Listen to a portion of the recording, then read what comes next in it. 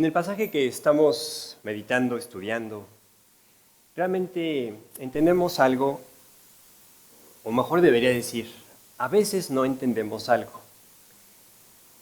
Hay veces que no entendemos cómo puede ser que si Dios es el que está guiando las circunstancias, enfrentemos dificultades. Esa es una pregunta que todos los creyentes en algún momento de nuestra vida, en nuestro caminar con Dios, nos hemos hecho. Aquí encontramos a Israel exactamente en esta situación. Dios los ha guiado, los ha sacado de Egipto, les da las instrucciones precisas de a dónde dirigirse, así vuelta por vuelta, así instrucción por instrucción, y encontramos que Israel ahora mismo se encuentra en una situación complicadísima. Desde el punto de vista de sus enemigos, Faraón y su ejército, Israel está en un callejón sin salida. Desde el punto de vista de ellos mismos, como pueblo, como nación, se encuentran en un callejón sin salida. Sin embargo, desde la perspectiva de Dios, desde el punto de vista que Dios ve las cosas y hace las cosas, ¿sabes dónde están? Están en el mejor lugar. Están en el lugar donde Dios ha planeado llevarlos, porque ahí los va a bendecir. Y la enseñanza que Dios tiene ahí para nosotros es completamente práctica, porque Dios nos va a llevar siempre al lugar de bendición, aunque nuestros sentidos muchas veces nos van a decir, sal de aquí, pero corriendo, ¿no? Aquí aprendemos que Dios siempre tiene un propósito. Esto es lo importante. Dios siempre tiene un por qué permite las circunstancias. Y como comentamos la semana pasada, lo más valioso no es que Dios te saque de las circunstancias, sino cómo tú has decidido, cómo tú quieres que Dios te saque de esas circunstancias. Te puede sacar crecido, te puede sacar habiendo madurado, te puede sacar habiendo entregado cosas que te estaban estorbando en tu relación con Dios. O puedes salir como estabas. Y entonces el objetivo de Dios siempre es que entendamos, Dios quiere ganar, siempre es un terreno, siempre es una opción de ganar terreno en nuestro corazón. Ganar distancia, es decir, estar más cerca del Señor. Y todo eso realmente se logra cuando entendemos que Dios tiene un propósito. Ese es el verdadero objetivo de las pruebas, que entendamos, Dios tiene un plan, Dios tiene un propósito. Dios está haciendo algo en mi vida, en la vida de los que me rodean en este momento. Por eso es muy importante recordar que continuamente tenemos que estar buscando sintonizar nuestra vida con la palabra de Dios, con sus promesas, porque estas nunca fallan. Cuando usé esta palabra para esta parte del estudio, dije, bueno, creo que es una palabra que yo la entiendo muy bien, pero no sé si todos aquí han usado alguna vez una radio, ¿no? Así de que de esas radios analógicas, ¿no? Que tenías que buscarle así con precisión en qué frecuencia ponerla para que se escuchara lo más claro posible lo que se estaba transmitiendo. La generación moderna nada más sabe de botones, ¿no? A ver.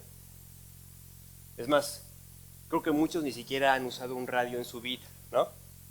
Pero lo importante aquí es sintonízate con la palabra. Sintonízate con la voz de Dios, porque Dios va a ser fiel a lo que ha prometido. Y las promesas son el fundamento, la base, el sustento de nuestra vida cuando las circunstancias apuntan a que estamos en un lugar del cual, como te comentaba, queremos salir corriendo. Cuando entendemos que tenemos que sintonizar nuestra vida, nuestros oídos con la palabra de Dios, también tenemos que reconocer que esto va de la mano de un aspecto bien práctico, y es dejar de escuchar a esas voces que se levantan tanto en el interior como en el exterior, que nos dicen, tienes que hacer algo tú. Siempre en los problemas, siempre en las dificultades, surge una voz que te va a invitar a toma este asunto en tus fuerzas, toma este asunto en tus manos, echa mano de tus recursos, de tus contactos. Y esa es la situación y ese es el peligro más grande que enfrentamos como creyentes, pensar que podemos hacer algo en nuestras fuerzas. Porque cuando entramos al terreno de mis tiempos, de mis recursos, de mis maneras, ¿no? Así, parafraseando un poco esta canción famosa de hace muchos años de A mi manera, ¿no? O sea, nos gusta hacer las cosas a nuestra manera. Y cuando entramos al terreno de nuestras maneras, ¿sabes qué va a pasar? Que aún las cosas correctas que sabemos hacer o que tenemos que hacer van a estar influenciadas por un punto de vista equivocado, que en lugar de acercarnos a entender el proyecto de Dios, nos va a alejar. Israel es un claro ejemplo de esto. Vamos a retomar así el pasaje donde lo dejamos la semana pasada en Éxodo 14:10. Y fíjate cómo Israel está enfrentando la situación. Va a hacer algo que dices, ay, qué bueno que se pusieron a orar. Pero vamos a ver qué es lo que dicen, ¿sí? Versículo 10 dice, y cuando Faraón se hubo acercado, los hijos de Israel alzaron sus ojos, y he aquí los egipcios venían tras ellos.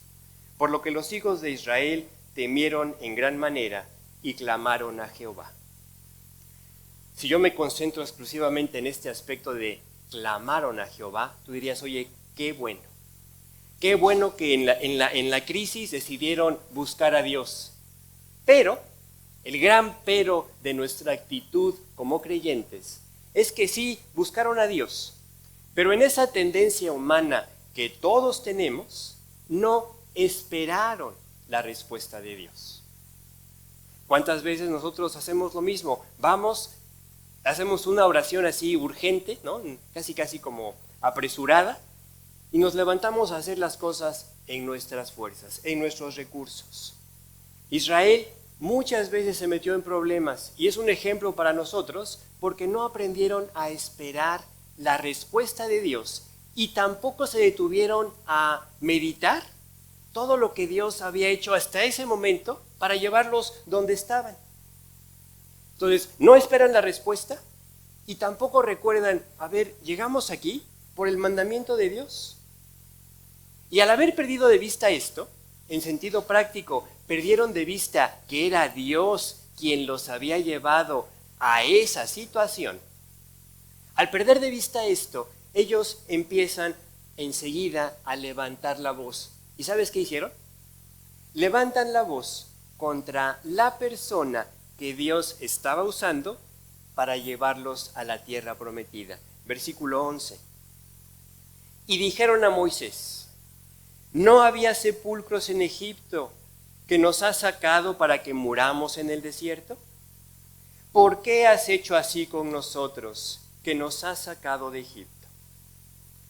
Aquí está así claramente identificado en la palabra de Dios un error que Dios nos dice, por favor, evítalo. ¿Y sabes cuál es este error? Dejar de ver a Dios en nuestra vida, en nuestras circunstancias. Y cuando dejamos de ver a Dios, inevitablemente vamos a voltear a ver al ser humano, al semejante.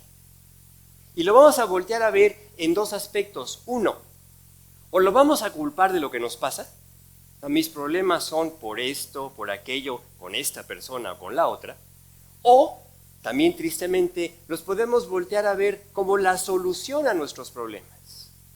Voy a pedir la ayuda a fulano, voy a pedir la ayuda a sultano, él me va a saber aconsejar. Y buscamos el consejo del hombre en lugar del consejo de Dios. En este caso vemos el primer aspecto. Israel pensó, el problema es el líder que tenemos. Y se voltean contra el líder. Moisés, ¿por qué nos has hecho esto? Nota el reclamo. Nota la forma en la que Israel está diciendo, a ver, Moisés, ¿por qué nos sacaste a Egipto para morir ahí? Había sepulcros en Egipto. Cuando hacemos esto, nuestros problemas solamente se hacen más pesados. Nuestros problemas no cambian en lo más mínimo y sin embargo sí se hacen más profundos, más dolorosos. Tan sencillo porque perdimos de vista que aquel Dios que está por encima de todas las personas y por encima de todas las circunstancias, lo sacamos de la escena. Cuando Israel saca a Dios de la escena, no tiene ningún problema para reclamarle a Moisés. Moisés, ¿por qué nos has hecho esto? Moisés, ¿por qué no haces aquello? Moisés, y tristemente, cuando tú lees así el caminar de Israel hacia la tierra prometida, de veras, pobre Moisés. Porque Israel siempre estaba queriendo que Moisés supliera, vamos a decir, lo que solo Dios podía suplir. Pero ellos tenían que buscarlo en Dios, no en Moisés. Así que si dejamos de ver a Dios en nuestra propia vida, si lo dejamos de ver en nuestras circunstancias, pasa una cosa todavía que también nos afecta. Y es que empezamos a ver a Dios como el que está en medio de nuestras circunstancias. ¿Sí? En medio de nuestras circunstancias. Perdón, en medio de nuestras relaciones. Okay, aquí hay un ratoncito que me está... en medio de nuestras relaciones. ¿Sí?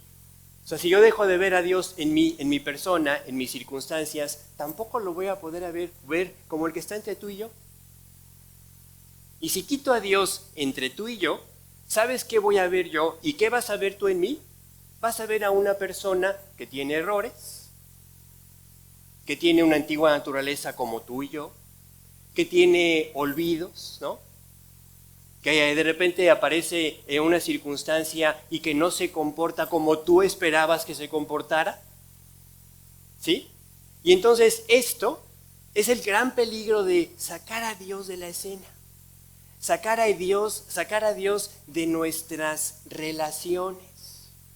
Y por eso vemos a los hijos de Israel reclamándole a Moisés cuando realmente tenían mucho que agradecerle.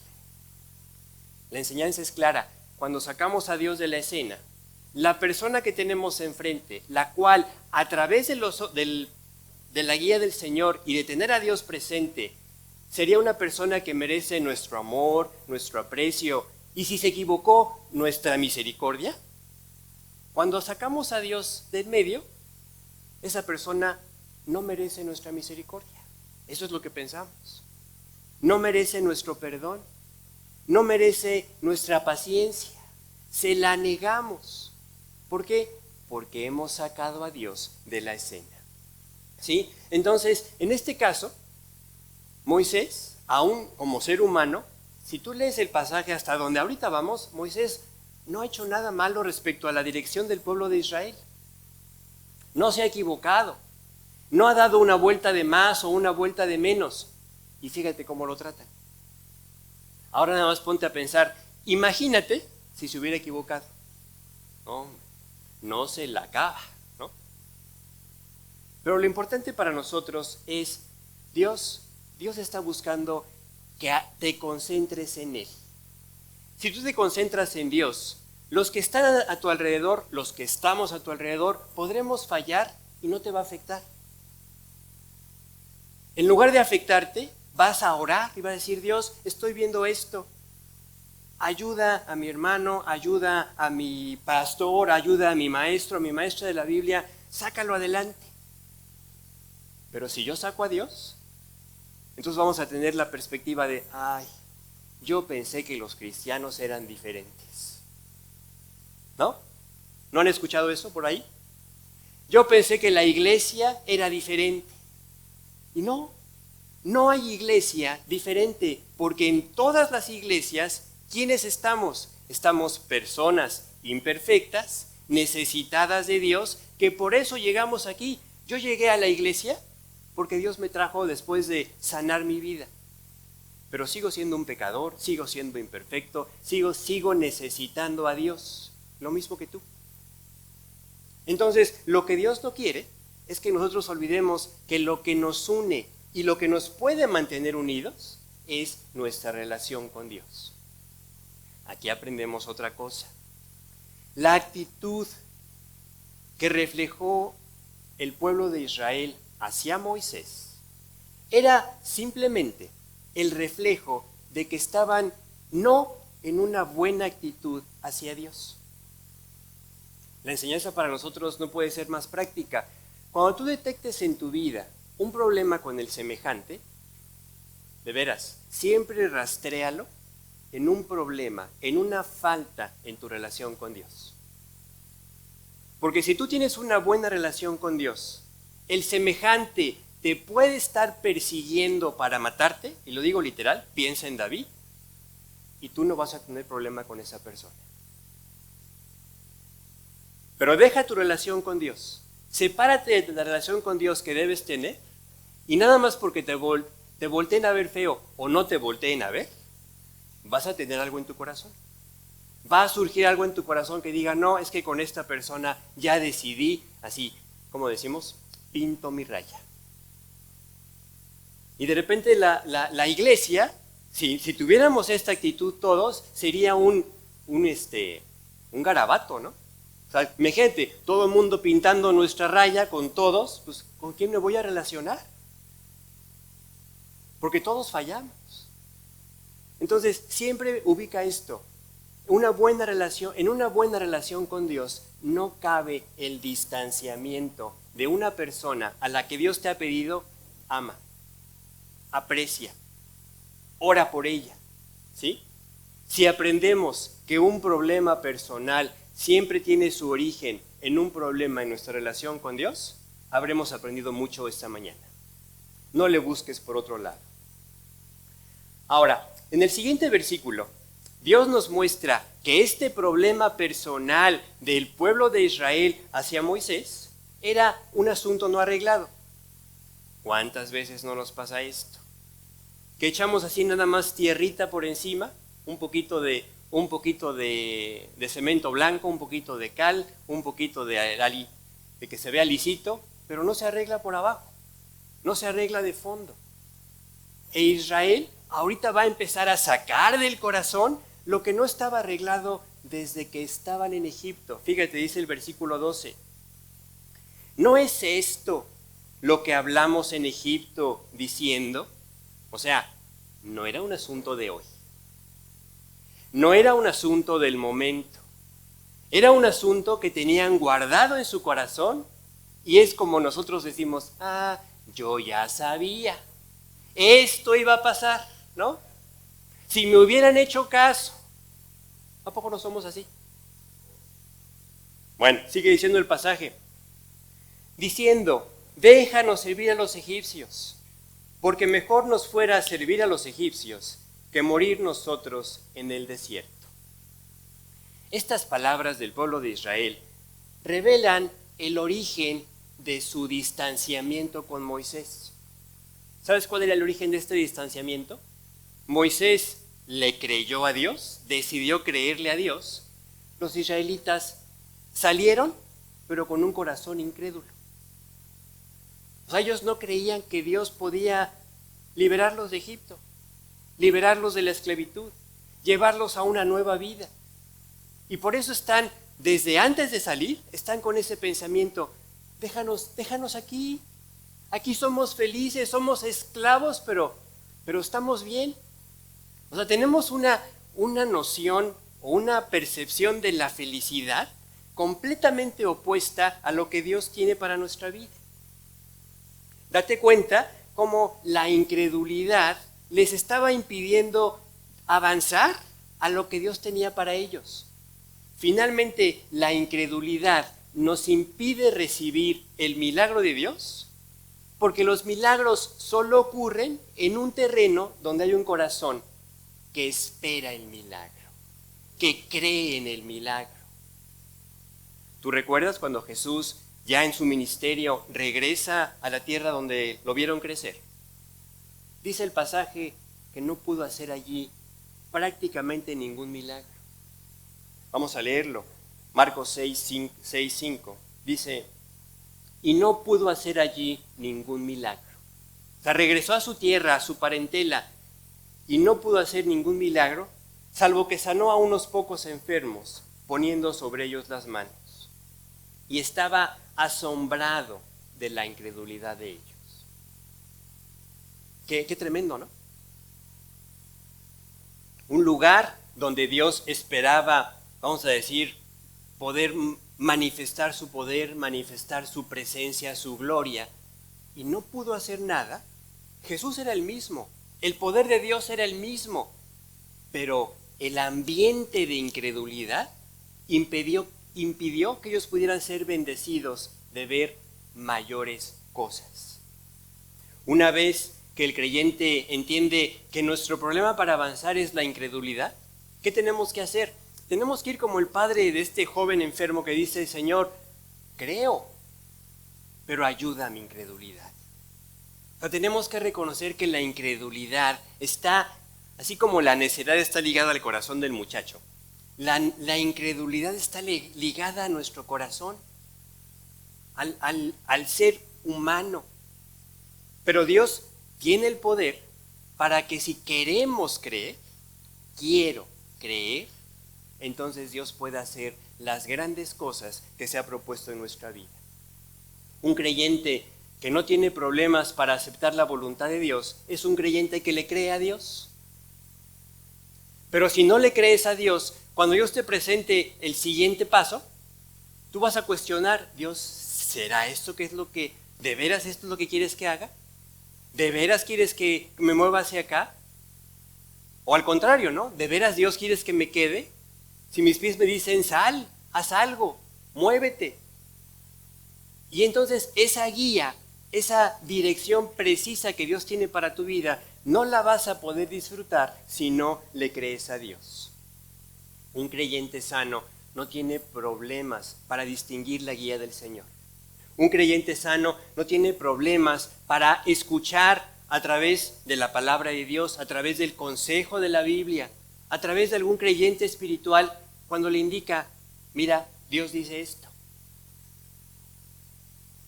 Nuestro papel, cuando alguien se acerca a nuestra vida como pastor, como maestro, es, mira, ve lo que dice Dios.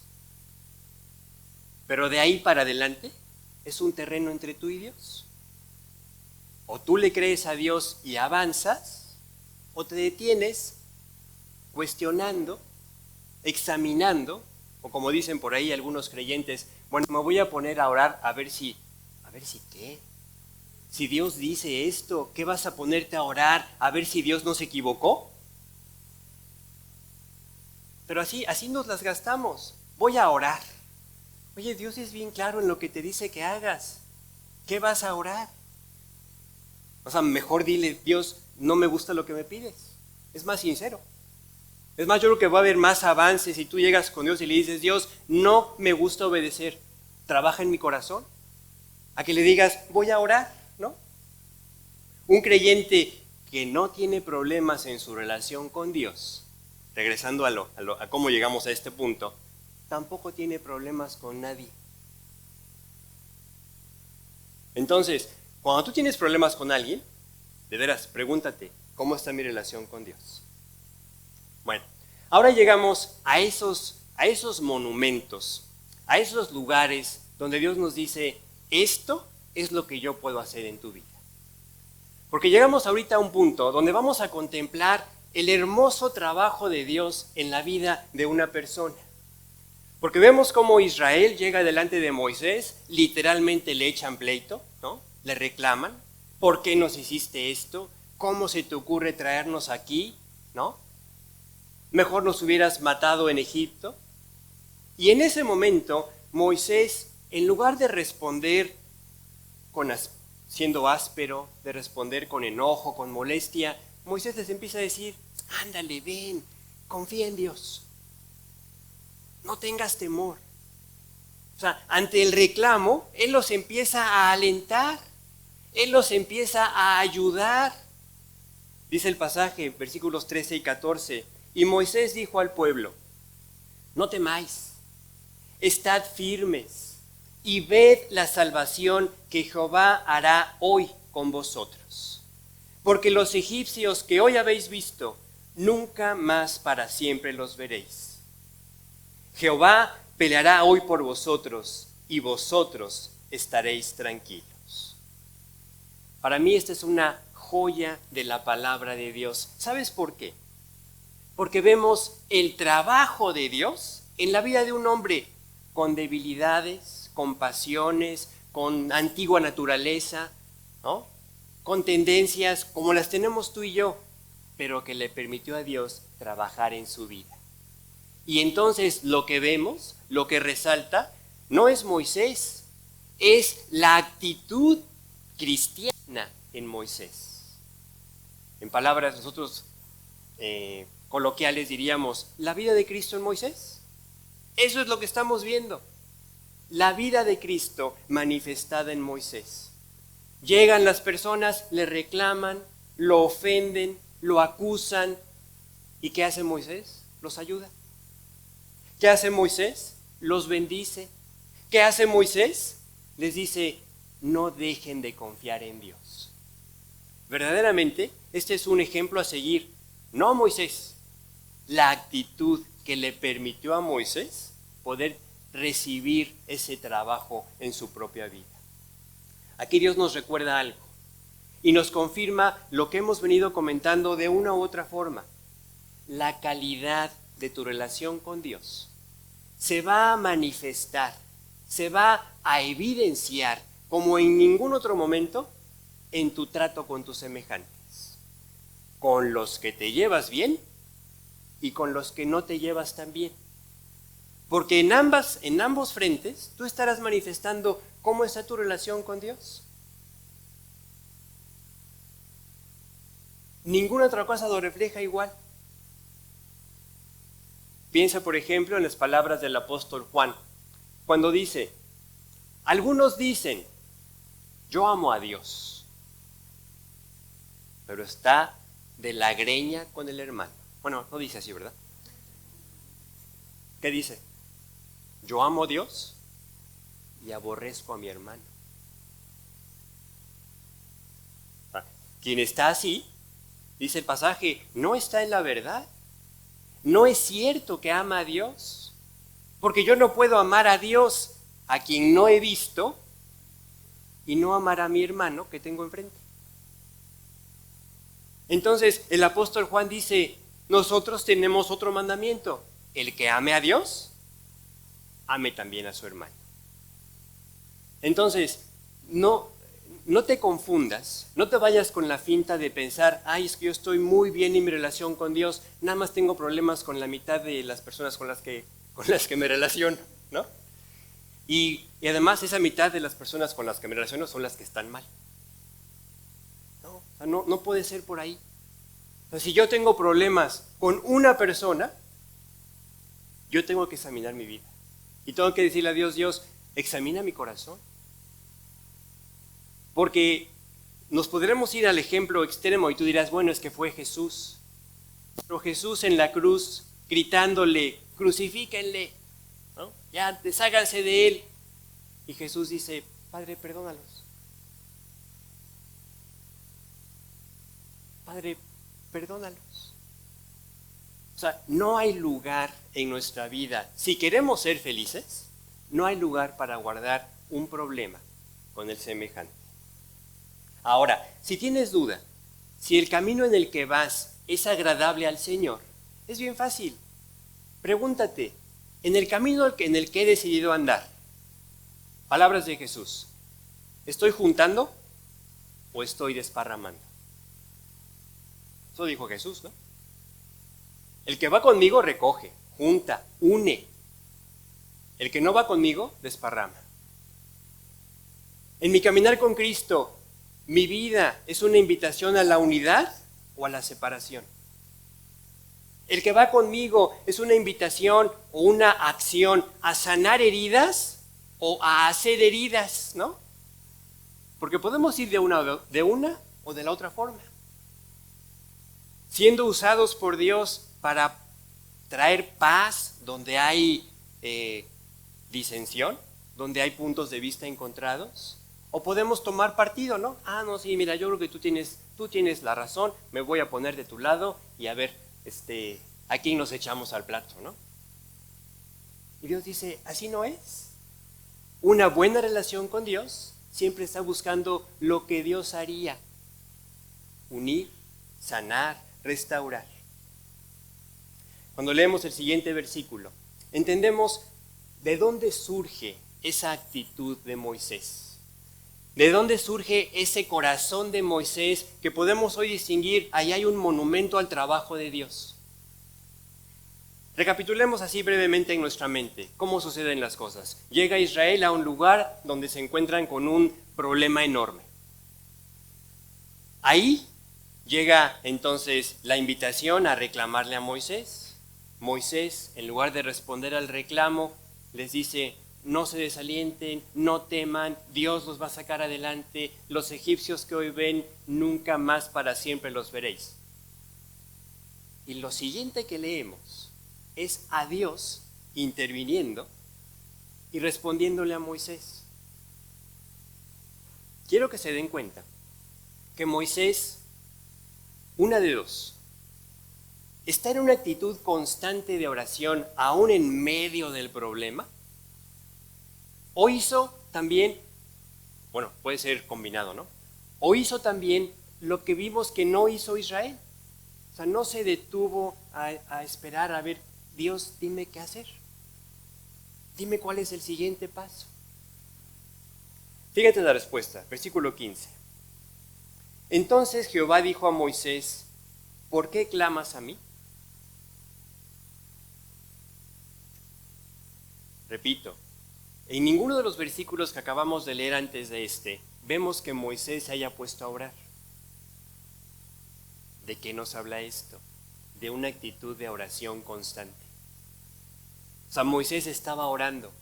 Estaba en el mismo problema que en los 2 millones de personas que estaban alrededor de él. Pero los 2 millones de personas clamaron a Dios en reclamo. Dios está escuchando de Moisés un clamor también, pero un clamor de Dios, ¿qué hago?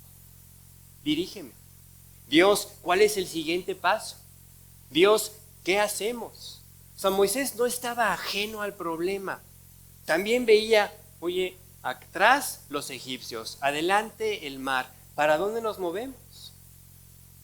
La gran diferencia es que Moisés tuvo la actitud en el corazón de creerle a Dios, uno, y de esperar la respuesta del Señor.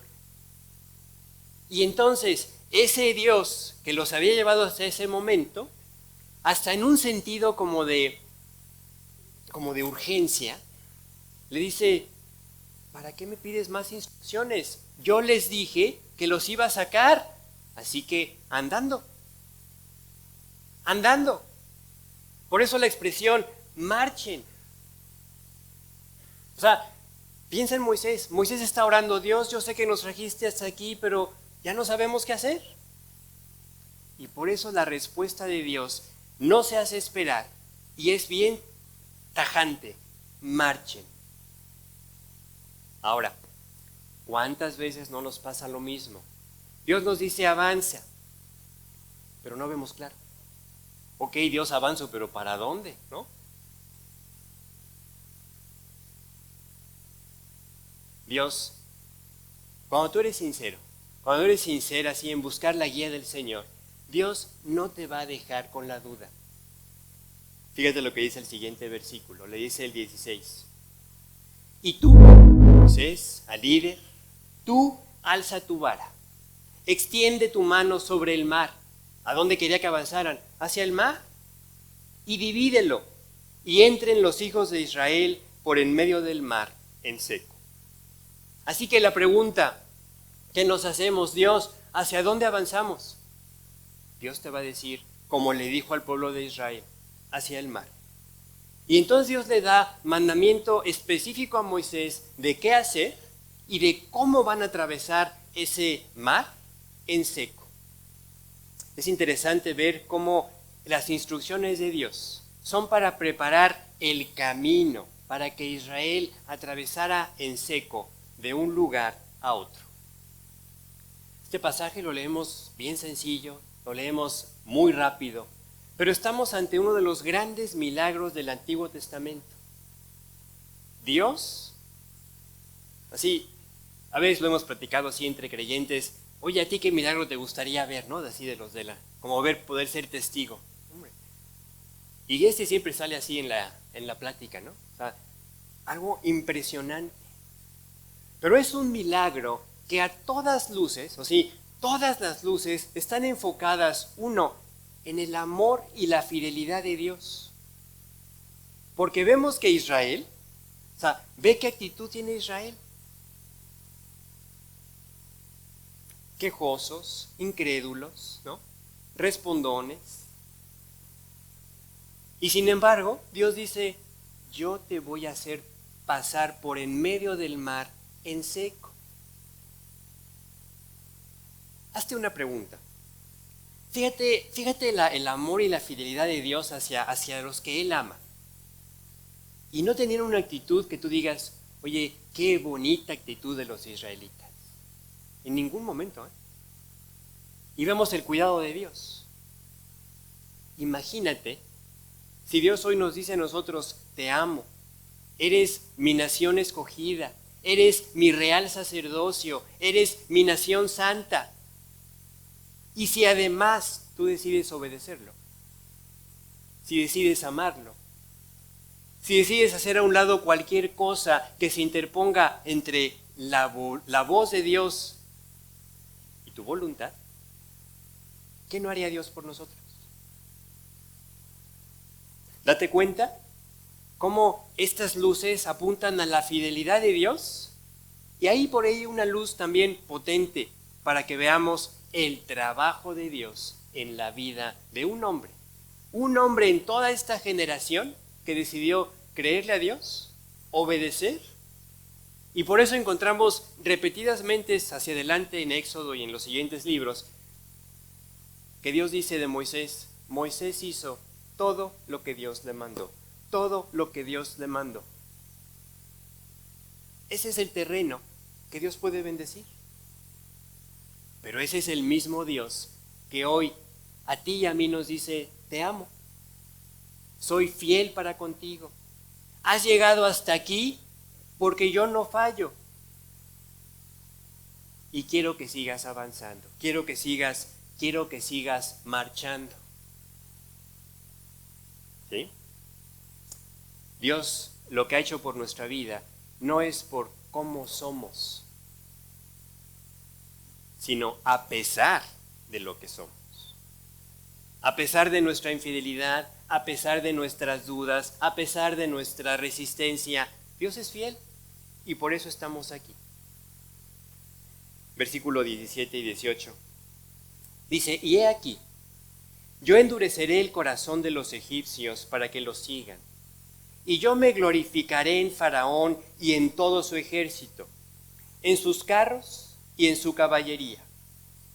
Y sabrán los egipcios que yo soy Jehová, cuando me glorifique en Faraón, en sus carros y en su gente de a caballo. A estas alturas no nos sorprende, no nos asombra la dureza del corazón de Faraón. Contemplamos qué impresionante ha de haber sido ver ese milagro, ese mar abrirse y paredes de agua a ambos lados y ver atravesar a Israel. Y sin embargo, dice Dios, van a ver el milagro, van a ver lo sobrenatural del poder de Dios y van a decir, síguelos. Eso es necedad. Una necedad que nada más puede surgir de un orgullo enorme. Pero la palabra de Dios dice que Dios, Él mismo, se iba a glorificar en Faraón. Esta parte me llamó mucho la atención, porque cuando tú hablas así de que tu vida glorifique a Dios, en el Nuevo Testamento Jesús en varias ocasiones menciona a Dios, glorifica tu nombre en la obediencia del Hijo, del Dios Hijo. Aquí vemos cómo Dios dice, me voy a glorificar en Faraón. ¿Te das cuenta cómo finalmente Dios es glorificado por nuestra vida, tanto en la obediencia como en la desobediencia? Y me voy a explicar porque no es algo así fácil de captar a la primera. O sea, ¿cómo puede ser Dios glorificado en la necedad, en el orgullo de Faraón? Bueno, Dios nos está explicando que en ese mar, Él sepultó con toneladas de agua el orgullo que se levantaba contra Dios. El orgullo, la necedad que nunca quiso hacer caso a lo que Dios decía, a la palabra de Dios. Entonces entendemos que Dios se puede glorificar en nuestra vida, en nuestra obediencia, pero también en un sentido va ligado con que Dios se glorifica en nuestra vida cuando hemos permitido que el orgullo se quede sepultado, que mi necedad quede aplastada. Y entonces Dios, por eso dice, me glorificaré en Faraón porque voy a sepultar su orgullo, voy a sepultar su suficiencia, voy a sepultar su rebeldía. Pero esto nos lleva a un punto donde podemos hacernos una pregunta. ¿Cómo queremos que nuestra vida glorifique a Dios? ¿Como Faraón? O sea, que Dios tenga que sepultarnos en nuestras decisiones contrarias a su voluntad. ¿O queremos glorificar a Dios en la senda angosta de la obediencia? En el camino angosto de la santidad, en el camino estrecho de hacer lo que a Dios le agrada, aunque no sea lo más atractivo. ¿Sí? Y entonces, cuando Dios nos enseña esto, realmente es para que nosotros nos unamos en un deseo de Dios. Yo quiero que mi vida te glorifique de la manera correcta, como Jesús, con una vida de obediencia. Porque la otra manera en la que mi vida puede glorificar a Dios, te voy a decir algo, no va a ser para nada agradable.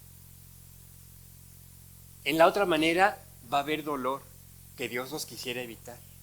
En la otra manera va a haber lágrimas que Dios nos quisiera evitar. Porque Dios tiene que, dice el pasaje, aplastar la rebelión, deshacer como polilla lo que nosotros consideramos como más preciado, pero que nos aleja de Dios. Entonces, una u otra va a ser algo que glorifique a Dios. ¿Cuál quieres elegir? Dios hace cosas extraordinarias a favor de los que deciden amarlo con todo el corazón, que no son perfectos. Dios no busca al creyente perfecto porque no existe, pero sí creyentes sinceros que le digan a Dios, Dios, aquí está mi vida. Y si tú a esa actitud de creer en Dios le sumas un deseo de Dios, quiero amarte más, quiero obedecerte más, ¿qué no hará Dios contigo? En este momento, el pueblo que le reclamaba a Moisés, el pueblo que le reclamaba que por qué los había sacado a morir al desierto, recibe así, no nada más palabras de aliento, de ánimo, de consuelo, sino que además Dios les dice, yo no voy a cambiar mi promesa. Les dije, ¿estaré con ustedes? Voy a estar con ustedes. Y fíjate cómo en este momento de crisis, la presencia de Dios toma un papel preponderante. Versículos 19 y 20. Y el ángel de Dios, que iba delante del campamento de Israel, se apartó e iba en pos de ellos.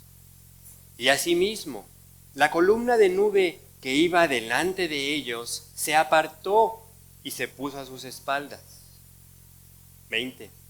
E iba entre el campamento de los egipcios y el campamento de Israel. Y era nube y tinieblas para aquellos, y alumbraba a Israel de noche, y en toda aquella noche nunca se acercaron los unos a los otros. Cuando vemos estas descripciones tan precisas, tan cuidadosas de parte de Dios, poco hay que agregar. Vemos con claridad cómo Dios no permitió que el deseo de Faraón de acercarse a conquistar de nuevo, a traer de nuevo como esclavo a Israel, no se pudieron acercar. Dios fue para Israel luz, para los israelitas oscuridad. Se convirtió en una pared infranqueable para los egipcios, de tal manera que dice el pasaje, no se pudieron acercar toda aquella noche. Evidentemente Dios estaba dándole tiempo a Israel para que con toda la calma, con toda la tranquilidad pudieran atravesar ese mar que Dios había abierto. Y entonces, cuando nos preguntamos, como al inicio del estudio, ¿Puede Dios llevarnos a circunstancias en su voluntad que no sean agradables? ¿Puede Dios llevarnos a circunstancias que las vemos complicadas y hemos sinceramente seguido el plan de Dios? Aquí está la respuesta. No hay mejor lugar, no hay mejor sitio ni más seguro que aquel al que Dios te guía.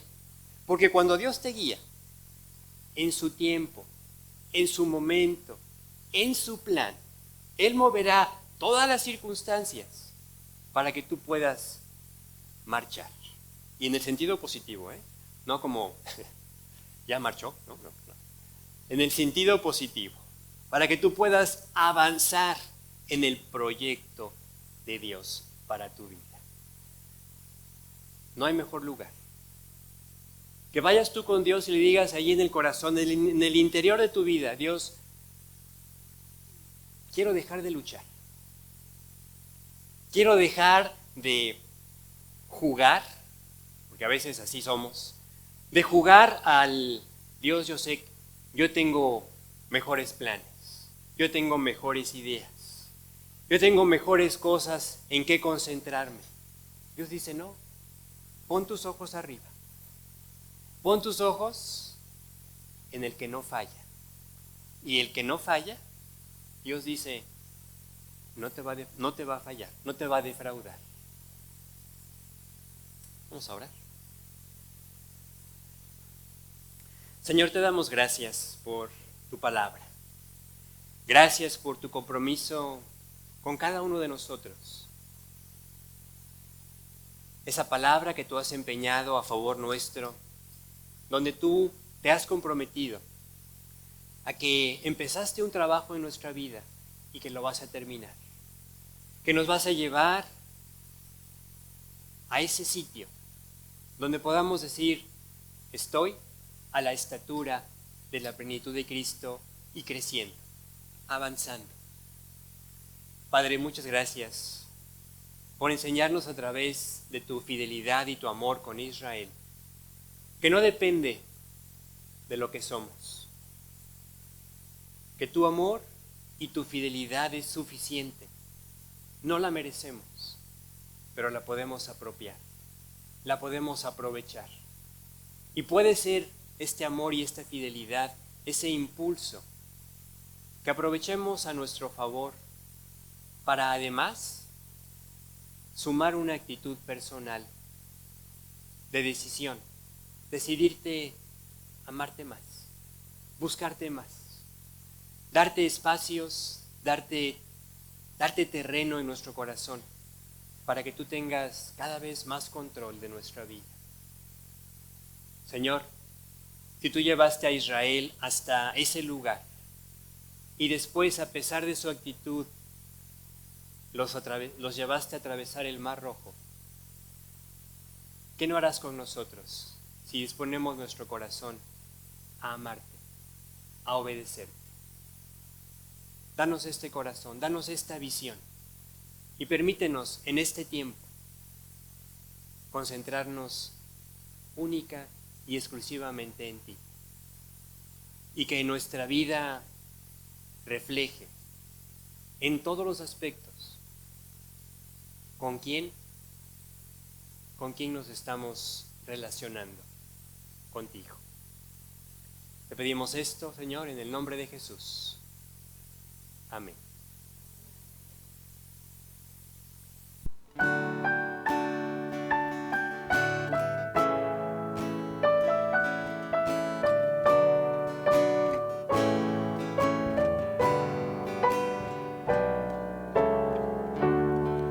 Cuando pienso en tu amor y en tu fidelidad, no puedo hacer más que postrarme y adorar. Y cuando pienso en cómo he sido y hasta dónde me has traído, me asombro de ti. Y no me quiero conformar. He probado y quiero más. Yo quiero enséñame a amarte y a vivir conforme a tu justicia y tu verdad. Con mi vida quiero adorar, con todo lo que tengo y lo que soy, todo lo que he sido te lo doy. Que mi vida sea para ti como un perfume a tus pies.